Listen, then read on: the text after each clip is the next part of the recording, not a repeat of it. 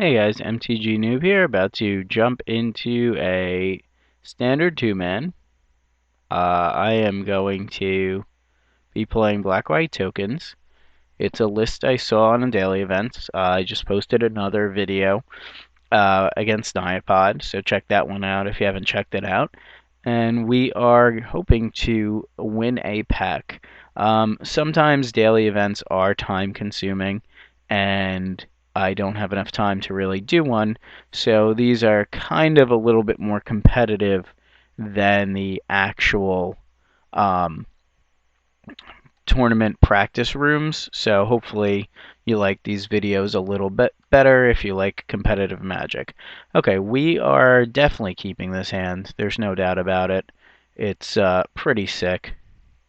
Turn 1 champ into turn 2 gather the townfolk. Into turn 3 potential gather the townfolk. Into my deck's terrible now. Into that start just got blown up. So all right, we'll go back to the drawing board. Seems like he is on either Delver. Right now, I'm just going to be playing out some tokens. Now here's logic that I never use, which I feel is pretty good. Right now, in the past, I would have probably played out the intangible virtue there. Now, the reason that I would play that out is because I want to sneak it past a counterspell. And sometimes that's correct. But right now, he is on the draw. He is facing down 2 points of power, which doesn't really seem like much, but it actually is pretty decent. So if I would play out the intangible virtue, it would be in play. It would be pretty awesome. However, he would just be sitting there with no pressure on him.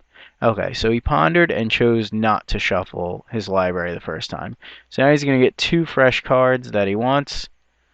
And once again, he chose not to shuffle his library. So this time around, you're like, well, if that's the logic, then blah, blah, blah, blah, blah. However, in this case, now I could hit him for 4 and stick an intangible virtue, which seems much better because my guys swing in, they have vigilance, etc., etc. Now, against a deck like his, this hand is actually not turning into something that's very amazing. This might be Geist. Okay, that's fine. We're going to crack this for a swamp. However, having these two guys is pretty good. That fact that they're vigilant. Okay, so in this case, I'm going to just bash first and foremost. I think he's taking another 4 here. I could be mistaken, but I think he's taking another 4. Now, I'm going to expose my hand here and play a Lingering Souls. The reason I'm playing Lingering Souls is because it blocks flyers. Not that I would block his Angel, but it blocks flyers, and then next turn I could play Gather and Flashback on the Lingering Souls. I can also bring in the Midnight Haunting. Now, we're in a spot where outside of him having something like double Vapor Snag blocker, we're in a pretty strong position here. We have the ground taken up with 2 human tokens, and the airs taken up with 2 spirit tokens. All my creatures have vigilance. They all have 2 power, 2 toughness. So his Geist can swing in here. Get in for, I'm going to let him hit me for 6. What's the point of blocking? He's going to see Probe, and he's going to see All Gas.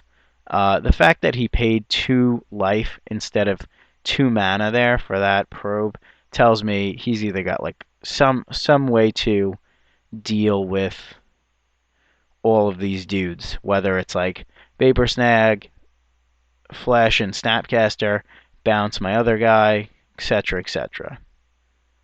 So he might just be greedy here. He's at 8, so here's my line of play. If I block Geist, I get to kill a Geist. If I don't block Geist, he's at 8, he'll go to 0. However, he can then flash in a Restoration Angel. If I block Geist, I can't kill him this turn. So I think the way we lose this is if we let him attack us down too much.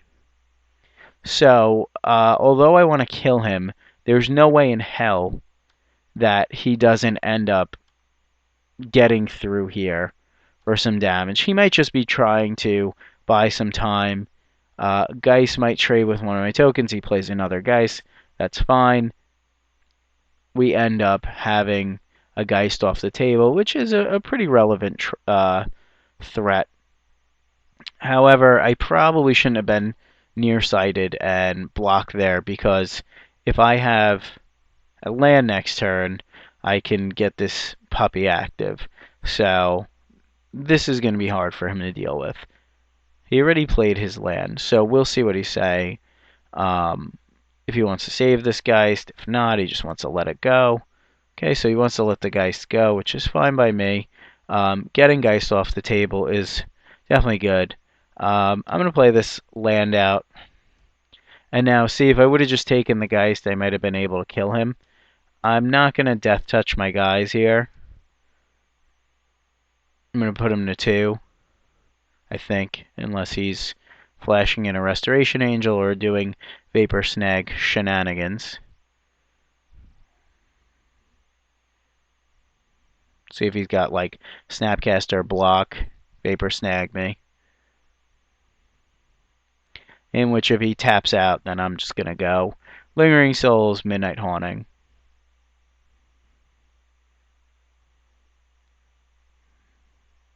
Okay, looks like Snappy is coming into play. And he'll eat this guy, and then we will get this guy Vapor Snagged. So he's playing, he clearly seems like a solid Delver player there. Okay, and we'll see if he blocks here. I would assume he would. Holy crap. Okay. So now it's our turn. And this is a pretty good line of play he's taking. He wants to eliminate one of my flying tokens, which I think is actually a pretty good play. However, I'll still have 8 power on board, and he's at 6. So I'm going to play my Midnight Haunting here, just in case he counters it. And I think my flying tokens are slightly more relevant with the Lingering Souls here. So we'll still have 6 power in the air, 10 power overall. Oh, he didn't even...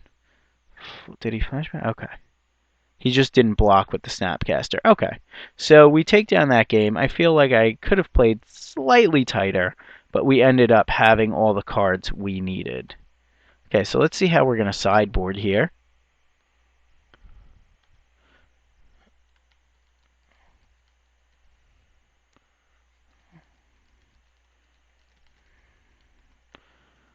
Okay, sorry about that.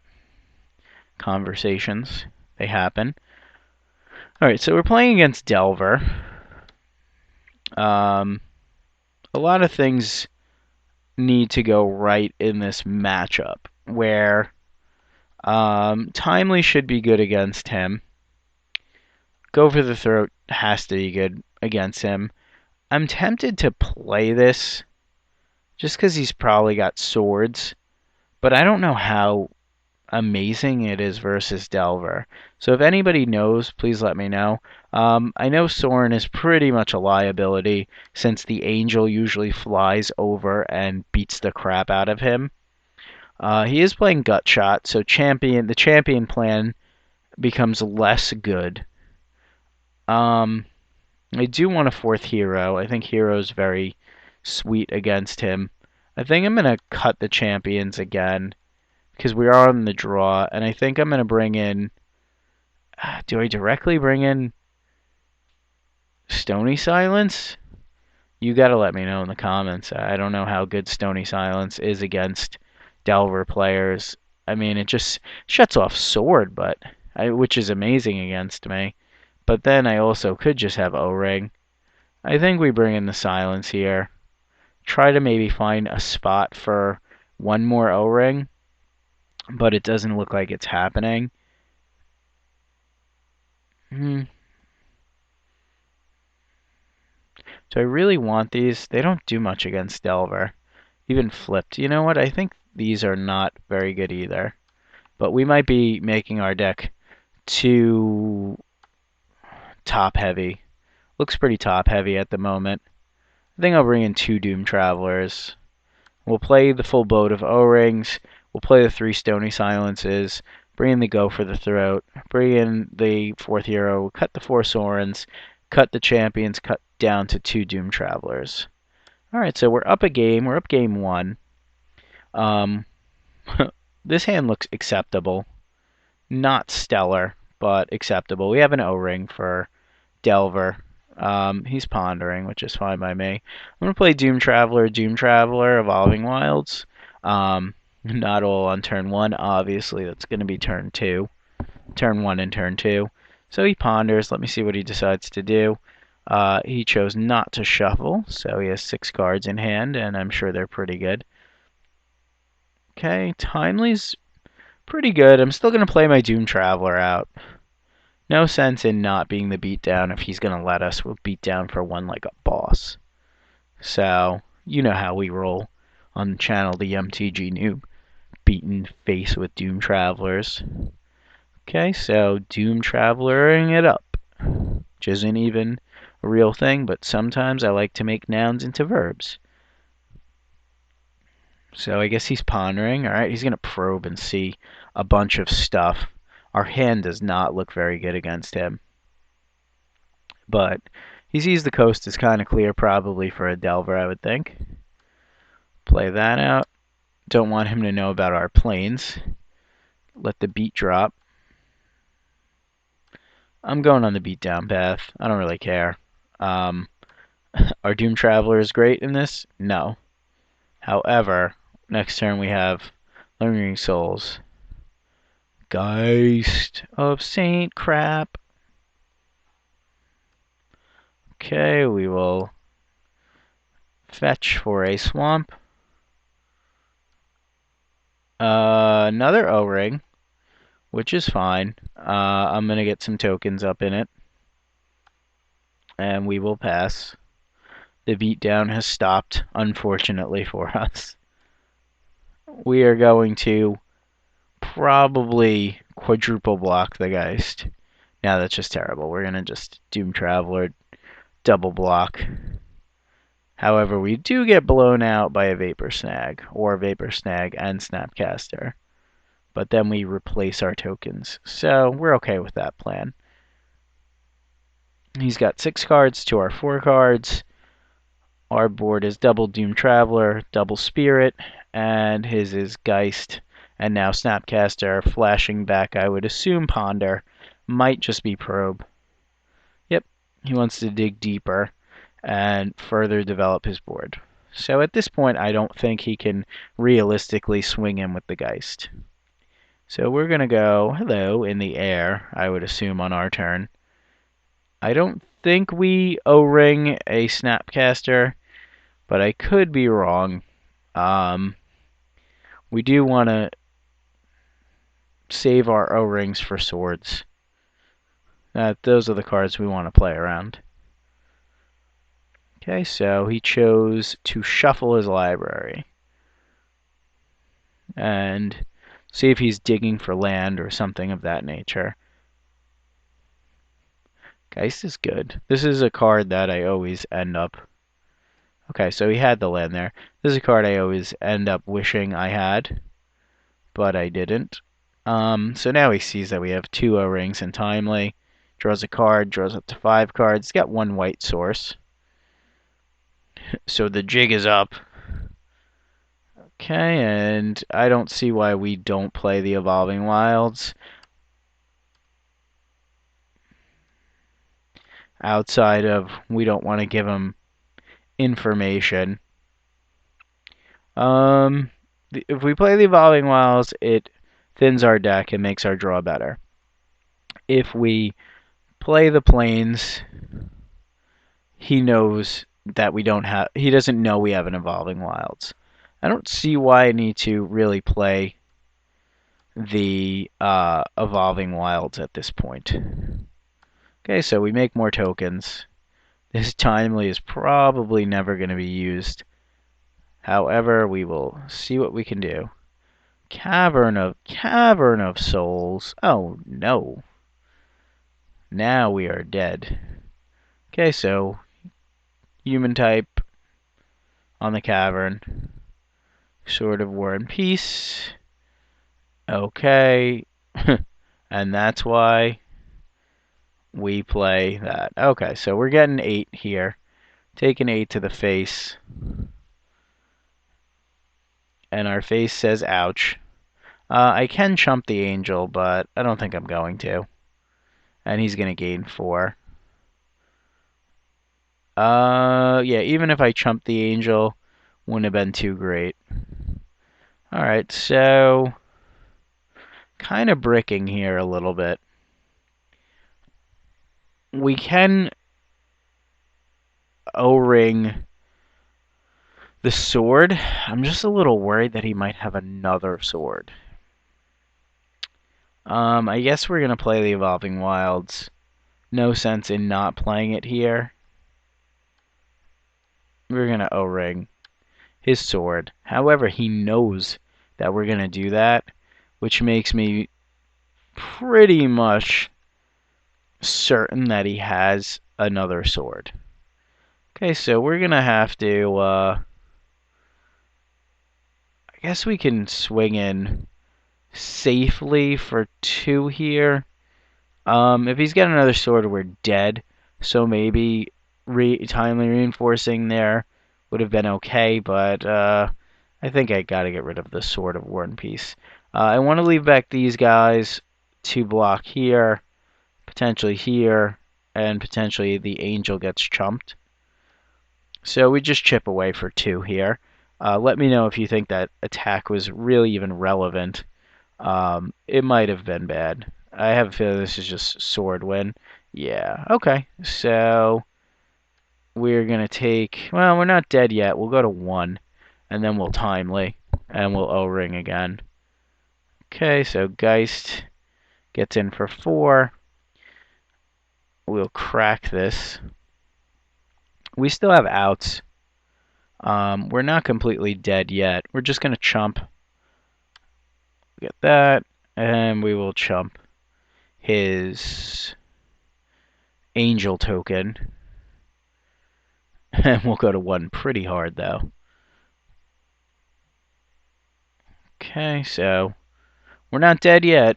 And then we'll go up timely. But if he has a 3rd sword, I don't know what to tell you. Okay, so we will be blocking the token. And we could block the token for a few turns here, which is why maybe that attack was not so stellar. He's gaining a bunch of life. So we're at 1. I have to say, maybe his gut shot. Maybe his gut shot here. Yep. Alright, so he played that pretty well, I have to say. We weren't drawing really stellar there. Okay, so we'll go to game 2. Now, this is the second game 2 in a row I've lost, so maybe I am boarding incorrectly. So if you feel that my sideboarding plan is just pretty much awful, you let me know. I think these O-rings are pretty much too slow. They were good against the swords there. But I think now that we know he has swords, I think having 3 Stony Silence is fine, completely fine. That being said, I don't know if I want to bring in the champion / Doom Travelers back in. I think Timely's not really good on the play. That's what I've been reading, that like Delver versus Delver, like you usually, if you're on the play, you don't want your Timely from the board in. So that being the case, I think I'm going to go back to the champion route. I still like 4 hero blade holds, although it does get bounced pretty hard by Vapor Snag. And I don't know if I want to just have one O-ring, but it does not seem like he's playing a lot of things that need to be O-ringed. So we'll cut one. So we have 4 Sorns in the board because Sorn basically just gets the crap kicked out of it by the Geist Flying Angel. Active Aggression, we can't really steal anything. We can steal a sorted up guy, but I would think he's putting it on Geist. We cut down a few O-rings. Purge is irrelevant, and Timely seems a little bit slow. We're going to go on the fast track here ourselves and try to just beat face in. Go for the throat. I think we still want it, even though it seems like he's just straight up winning off the back of Geist. So it may be a little bit more narrow than O-ring in this case, but it does come down a turn sooner. Okay, this hand's questionable. We do have a guaranteed Stony Silence. Then we have Dismember, but we really need to draw a third land. I don't think I mulligan this. I think I roll the dice and say, okay, I'm going to hopefully draw a third land in 2 more draw steps. And having this shut off his sword is pretty awesome. Okay, and there's our third land, so this may be pretty sweet. Maybe not. Next turn, we're going to 100% run out the Lingering Souls, even if he has counter magic up, because we want to eventually stick this puppy. So that being said, I think we might want a Midnight Haunting. Do we want to guarantee 2 dudes in play, or do we want to draw out Counterspell? I think we want to draw out Counterspell. We're really getting value off of this getting leaked. We can then cast it from the graveyard as well. Let me know if you would have done that there. This might just be Geist. Okay. Alright, let's bash. And we're going to stick Hero here.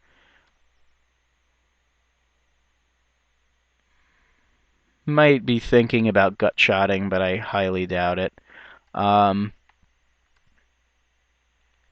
The bad thing about sticking Hero here is we are going to be taking 6.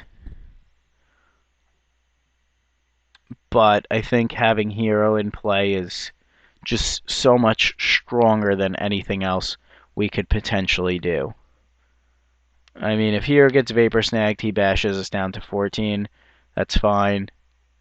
We just can't really get tempoed out of the universe here, meaning like we can't play Hero and then he just bounces it. What we really want to draw next turn is a land, because we want to flash this back.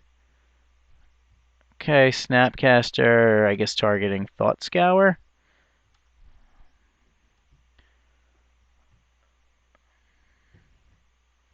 Okay, Thought Scours himself.